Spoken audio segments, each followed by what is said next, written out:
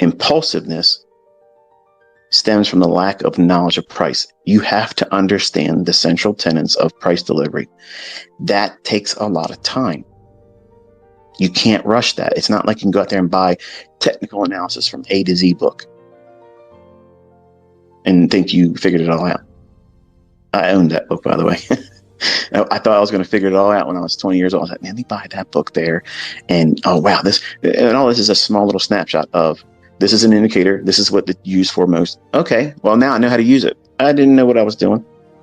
And what I was placing my interest and focus and time studying was things that was manipulating price. Think about that. That's what these indicators are doing. They're taking data that has already been delivered in price action, and they're applying mathematics and equations and compressing and contorting and torturing that data to spit out some kind of, here, look at this. Instead of, where's price going? How is it delivering right now? Was there any manipulation recently? Was there any stops rated while you're expecting it to go higher? Did it trade down into an inefficiency while you were expecting it to trade higher at a time of day when you expect it to run? There's a difference between what it is I'm trying to teach you to focus on versus everybody else's stuff. I'm not trying to take your attention away from price. I'm taking your attention right to price, but specifically at the right time. My algorithm delivers on time and price. It will not do anything but, unless manual intervention steps in. That means the powers that be say it wants to go here, it will go there, and it will do it in short order, and it will not respect your stop loss. It will not allow you to get out at the stop loss price. That's a trade that you were in. If you've ever endured that, you experience manual intervention, because the algorithm will not spool like that. It's not delivering price algorithmically when it does that. That's manual intervention. That's risk. That's the thing that everybody has to understand about. Every instance, every single trading session, every single trading day, every instrument that's tradable is open to that risk. Excluding that, and you never know when it's going to be there entirely. Generally, there's times, around the economic calendar, you can anticipate that. I've taught that. We talked about it before. I'm sure there's going to be people that's going to mention, okay, well, we'll talk about it now because I didn't see that video. No, watch the video. There's no shortcuts here. You're an asshole, ICT. That's okay. That's your opinion. I'm a prick. I'm not an asshole. The lack of knowledge about price and its delivery, you put that to bed when you study conceptual ideas. Things like my core content mentorship playlists, month 1 through 12. Things like the Market Maker Primer playlist, the 2022 mentorship playlist, the Silver Bullet, the TGIF. You're bringing yourself closer to the general idea of what price can do in certain instances. What you should do with that information is determine how you feel drawn to certain aspects of what it is that the market does. Are you a type of trader that likes to go against everybody else and go against the market? Don't fight that. You're contrarian. That's all that means, that you're a contrarian. That means that you have to wait for instances where the market's literally just careening higher or lower, and you're comfortable fading that. And you can make lots of money doing that if you know what you're doing and you're waiting for a specific thing to occur in price. Now, admittedly, that's one of the hardest things in trading.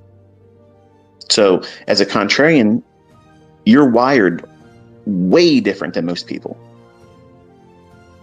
But I have a way of teaching that you can take that contrarian mindset and apply it to any time frame, with a very specific model, 2022, the fair value gap, silver bullet idea, they're all contrarian. No, they're not. They're trend following. No, they're not. They're whatever you want to encapsulate at that moment in time. If you cut enough of the candles off to the left, because we don't have to look left to see what prices did all the time. We just need to know what time is it. Where's the draw on liquidity? Remember those times that I would share on Twitter? What do you see? And it'd be a small little section of price action. And invariably, some party would come forward. There's not enough data here. This is ridiculous. Really? Encapsulate the entire hour of 10 o'clock and 11 o'clock in the morning, New York local time. I was doing things just like that. Smart guy. All that stuff is there for you to narrow your focus into what you're going to be drawn to as a trader. Are you a reversal trader? Contrarian? You fight against the trend? Okay, that's inherently ingrained in your personality. I can't fix that, and you're not going to undo it either. So you might as well find a way to apply that to price action, because price action is not going to bend its will to you. It's not going to say, you know what? Andy just started trading, and this guy's really strong-willed. I'm going to bend to his will. You know, who am I as price? The markets themselves. How am I going to, continue doing what I'm doing and not give it to Andy? That's not how it works. But it's weird how some of us come into the marketplace, neophytes, brand new, and we think that, you know what, I'm going to whip this shit's ass. It's going to be easy. It's going to bend to my will. I'm going to conquer it. I'm going to master the market. Let me tell you something. I wrote this shit, and I'm not the master of it, because anybody that's in a seat of authority higher than me can go in there and push a button, slide a little thing over here, and says the price is going to run higher than you thought it was going to go in the opposite direction. That's manual intervention. That is not me moving my stop too close, too fast, too soon, and getting stopped out. That's an error on my part. That's an error on your part as a trader. I'm talking about where you're in a trade and all of a sudden it's going 50, 75, 100 plus handles, just like that. That's not an error in trading. That's you getting ran over by a Mack truck and a convoy's behind it. And it just keeps, and over and over and over again, you're getting ran over. That's the risk in these markets. Every single time you get in the marketplace, that is there. And I've been telling all of you, we are going to see some wild ass shit in currencies. And I am not opening myself up to that risk. That's the reason why I'm not trading Forex. I didn't forget how to trade Forex. I don't think that what I'm saying here is saying that Forex is not favorable or can't be profitable, because I have students and you see other people in other school of thought that they're making money trading Forex. I'm not personally accepting that level of risk because it's going to be violent. When the Swissy and the Euro were depegged, we're talking about that. You can't survive that. I can't survive that. Brokerage firms didn't survive that. It's, it's an extinction level event in trading. But you have to understand that that's always there. That risk is always there. And stop loss orders will not protect you from that.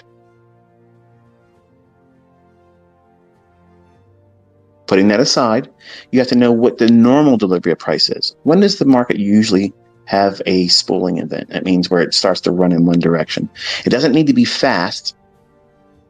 It doesn't always have to be a low resistance liquidity run where it's here 1 minute and then a couple minutes later it's already up 50 handles.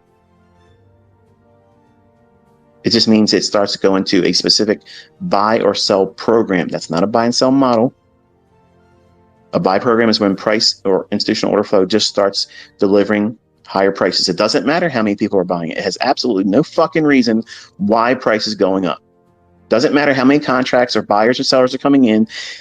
It's being offered continuously. That's a buy program. It's going to just keep offering at a higher price, keep hiring higher. And it just keeps doing that. When markets move up, they're in a buy program. It has absolutely no cause and effect associated with The amount of volume of buying and selling.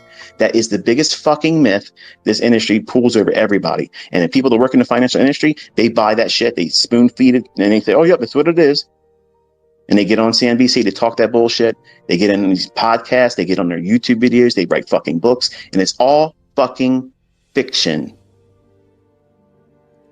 These markets are controlled. Before their digital markets, where everything is automated now, men would sit here and just run the market just like this. That's the way it was. That was the market makers, not a dealer at a desk who say, I'm a market maker. You're a fucking dealer. You can't control price. You facilitate a buyer and seller together. Yeah, that's right. That's wonderful. But you aren't controlling where price is going. That's a market maker. That's what a central bank does. They run everything. You can't stop it. You're not going to fucking change it. You ain't going to master it. I can fall victim to it. Whenever they want to go in there and change the shit up right then and there, that's manual intervention. But they're not going to do that every single day, every session, every week. Because nobody would trade then. They only want to go in there once in a while and clean the table. That's what happens. That's the way it works. That's the real market. That's how these things operate. And for some of you, maybe you've been trading for a while, maybe you've been profitable, and you hear that kind of stuff, and you're like, this guy's full of shit. Okay, bring your shit here live, and I'll do my shit live, and I'll run circles around your fucking ass and be more precise than you've ever fucking seen. I'll be a surgical precision artist, and I will make your shit look like fucking clownery. It's simple. Don't talk from the sidelines. But you have to learn what these markets do through price delivery. And if you do that, you remove impulsiveness. What is impulsiveness? You're watching price. You're among some chattering community of people on a Telegram or a Discord or whatnot. And you're simply waiting for something to happen in price, and it starts running higher. What's everyone going to do? Oh, I'm buying. Oh, it's going up. Everybody will find their voice then and say, it's going higher. Of course it is. It's going off 30 handles. It's running. And then you feel like, I got to get on. I got to get on that. And what do? Buy it. Buy it. I got to buy it right now. Because it might keep going up to where? I don't fucking know, but it's going to go up because look what it's doing right now. That's impulsiveness. And some of you are fucking laughing right now and smiling, thinking, shaking your head. This motherfucker just pegged me again. Yes, we've all been there. I've been there.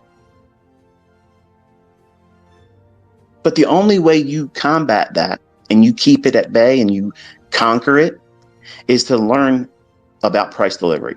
That means you're not even back testing. You're just studying what price is likely to do most times. In certain instances, in certain circumstances, the market will create market reversals. It'll create continuations. It'll create range-bound opportunities. Admittedly, I can't stand trading inside of a narrow range. I can, but to me, it's too tedious. It pisses me off. I'll have more losing trades than I like to have.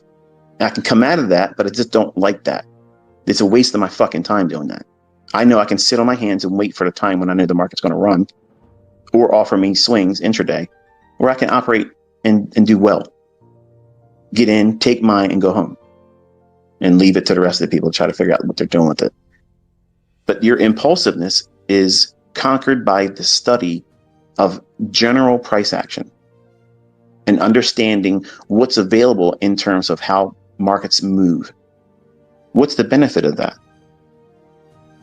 Knowing what to do for yourself as a trader in terms of pursuing certain aspects of trading. Some of you can't do well in a trending market. Like it completely does you in. Like you would love to be in a range-bound environment. You like that kind of thing. Okay, that's a strength for you when you identify that. Then you can go in and zone in to that type of condition in the marketplace. Every time frame, every single day has that occurring. You're going to find that somewhere in every trading day on any one given market, you go down low enough in a time frame, you'll see that very characteristic in price. And you can use that to trade. That's what I mean by understanding and having a general knowledge of how price is delivered. It moves from consolidations to expansions to reversals. Knowing that ebb and flow, how it does it, and then applying it from a higher time frame, monthly, weekly, daily, 4 hour, 1 hour, 15, or whatever time frame you want to use. You navigate with that price delivery continuum from higher time frame to lower time frame. And even if a move has already started on the daily chart and it's ran several hundred handles or whatever on a big day, you know that you're not going to be impulsive the next morning. I got to go in there and chase that. It's going to keep going down, which is the first rule I told you. On a large range day, what do? Lower our expectations on the morning session. That doesn't mean that the market can't run. It doesn't mean that you can't take a trade. It just means that you, as a developing student, you as a new trader in the making, you're not there yet.